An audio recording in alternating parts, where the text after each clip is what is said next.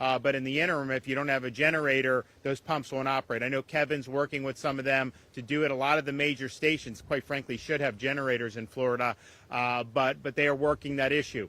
Now, if there's issues with the port here in Manatee with the fuel terminal, and I know Kevin's working on some of that, we will work to bring fuel in from other places if that needs to be done. But I know there's a lot of fuel in the ports that were not taken out prior to the storm, so that'll happen, and we're going to make sure that there's fuel. But we do have a lot of fuel in the state of Florida. We've got 1 million gallons of gas, just state inventory sitting around that can be used, 1.5 million gallons of diesel, and then you still have to be able to do the dockside at the Port of Tampa, these other places. So that's being worked on. Debris. We surged the state. You had debris after Helene. And, the way these debris contracts work, I know the cities have them, the counties, the contractors, whatever, but a lot of times the debris takes forever. Clearly, with another storm approaching, there was a lot of debris. So we paused a lot of our road projects with the Department of Transportation, and we did an emergency debris removal. And we were here in Manatee, the Berry Islands, Pinellas. We did like 50,000 cubic yards of debris in 72 hours. That was a 24/7 operation.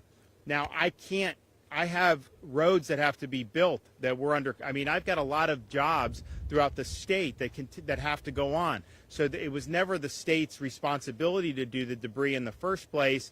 So you're going to have these contractors, the cities, the counties, to get working on it. We want to be helpful if we can to facilitate that. And Kevin is working with FEMA to maybe handle the debris in a way that's going to incentivize more rapid attention to debris. The norm in a major hurricane, debris takes sometimes a year to get picked up. I don't think that makes sense. I don't think that's good for recovery.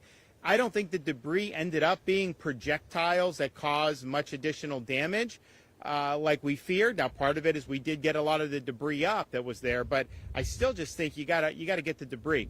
So they're working on that with FEMA to be able to provide maybe some more attractive incentives in terms of how this stuff is reimbursed. But we understand that's going to be an issue, especially with local cities that may not have very big budgets. But our emergency debris mission, while I have to use that stuff to do what their normal business is, I did do the executive order saying that debris should be 24/7. So you should have your debris sites open so that if private citizens are bringing debris, that they have a place to drop it off. That should be the expectation. We want to harness that to be able to get rid of this stuff as soon as possible. All right, I'm going to let Kevin say a few words. Yeah, thank you, Governor. Another example of that leadership from the governor is Governor gave me the authority to actually direct permit debris management sites. So instead of having all the bureaucrats at our individual agencies, Sean Hamilton, DEP Secretary, and myself can go direct with each other, and I have the authority to permit any additional debris management sites in real time, so long as it's not near a well and it's not near some type of environmentally sensitive land like water and things of that nature. So we've cut that bureaucracy and red tape out, and again, that's the governor leading the way on that. We're going to continue to do that. We want to encourage, as the governor said in the executive order, we want to encourage people to be picking up debris 24/7. This is not a Monday through Friday garbage collection once a week type thing. It is a full court press, and we need to make sure that those things are happening. Another thing that the governor is doing, leading the way, you just heard him talk about the Port of Manatee. He has directed me to go ahead and get whatever it is for Transpontane to get back up and running. Right now, their first request is they have no place to work out of. So we're getting them a portable building or a mobile command unit for them to start working out of. If that's pumps or anything else they need to get them up temporarily until they can get their feet underneath them, we're going to do that. So that literally at the last stop that came up, we're already working it and already mobilizing assets to get there. So those are things that we're going to do. As the governor also said, we're working with FEMA to figure out how we can get number one, Deanne Criswell said, Kevin, we're going to work with you and make sure that all the emergency work you guys did last week gets covered. She 100% committed to that. The president on the phone with the governor, myself, and Deanne committed to that. So they're going to figure out how to work that out. Now, unfortunately, we don't have those emergency circumstances that exist anymore for us to come in there and really supplement that process. So FEMA is going to figure out, again, how can we incentivize more haulers to come here? And when I say haulers, I actually mean the dump trucks and the hauling trucks, the subcontractors to get in here. How do we get more bandwidth? And then through the governor's executive order to go 24/7. This needs to be a 24/7 every day of the week operation, not taking any days off. So we'll do that. In addition to those things, I just want to reiterate, if you need help with housing, you need help with non-congregate sheltering, hoteling, and stuff like that, we have submitted our disaster declaration request. I informed the governor about an hour ago that that has been done. So the expedited disaster declaration request has gone to FEMA. We anticipate that we'll be turning on TSA very quickly. I will say this, the president knew it was coming, the administrator knew it was coming, all of the staff in DC knew it was coming. So we're hoping there's going to be a quick turnaround time on that. We got it to them, like I said, about an hour ago, maybe an hour and a half ago. So I look for that declaration response to come probably today. FEMA knows that it's Florida, and we're used to moving Florida fast. So that's a little bit of an update since the last time we talked. I appreciate your leadership, Governor. And so the TSA is the temporary sheltering assistance. So if people, and this is for Helene or for Milton, some people had storm surge, they had to muck and gut. It may take some time to rehab that. You can stay in a hotel for up to 60 days, and it'll likely be extended for perhaps up to 3 to 6 months. So that's an option.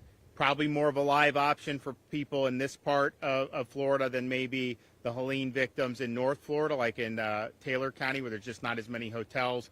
So you will be able to have access to that. We absolutely anticipate that will get approved. As Kevin said, Kevin and I were on the phone with the president and with the administrator of FEMA, and they want to be helpful. The other thing is this road we had to do emergency repairs on after Helene. And then we saw this storm bearing down, and we're like, well, we're going to have to fix it again. Turns out the emergency repairs held, the road's fine, and people are going to be able to use. So there's no issues with any ingress, egress, Sunshine Skyway Bridge, all this stuff. We've been out. I think they've cleared cut and toss. 96% of all cut and toss operations are already complete by the Florida Department of Transportation. That's less than 24 hours from the storm fully leaving the state of Florida. So we're doing a great effort. We got a lot of people they're continuing to work. This storm did do damage. It was not the worst case scenario, but it did do damage, and it also did damage to people who had just had to weather the effects of Helene 2 weeks ago. So we understand that that's difficult, and we're going to do all we can to get people back on their feet. Okay, questions? I have one question, Governor DeSantis. Can you talk to me about Port Tampa Bay right now? They don't have power. People are wondering how they can fuel. So I'll let Kevin come in and also add to this, but I don't think Port Tampa Bay suffered much structural damage. They did not have the storm surge that was feared. In fact, it was a negative storm surge.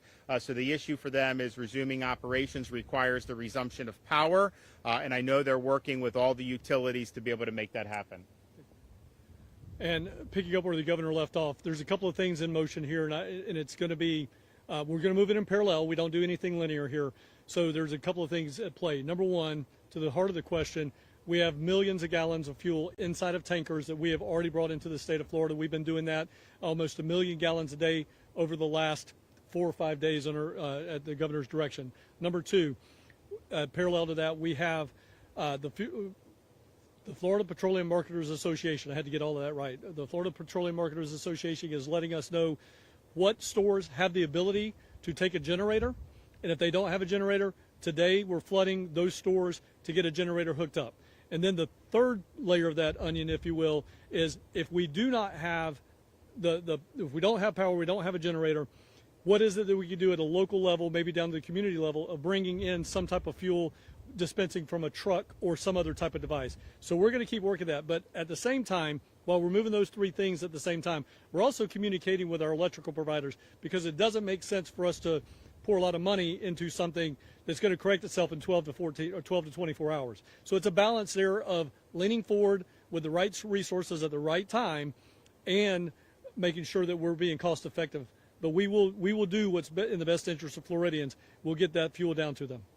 Yeah, and I think on the individual, at the service station level, I think the issue is 95% just getting the power back on. Kevin's right. We're happy to send a generator, But at the same time, if we're here in Manatee and FPL is going to have it back on within 24 hours anyways, then they'll be fine, right? And we have every expectation that the restoration is going to be rapid, especially considering what's happened in the past. I mean, you go back 10 years, it would take weeks to be able to get power restored. Now you've already had 1.7 million restored less than 24 hours after while the storm was still in the state. So I think that's likely what you're going to see. But if a utility says, hey, we just discovered this whole part of the grid got destroyed, this sector is not going to have power then we absolutely want to do the generator. So Kevin is working at multifaceted, but my sense is going to be as you start to see the restorations, you'll start to see the fuel flowing. And we have supply of fuel. One way or another, we'll be able to get fuel where it needs to go. If we have interruptions with this port situation here, we'll be able to figure out other ways to get the fuel. Okay, thanks, guys. Thanks, Director. Appreciate it very much. Director, thank you.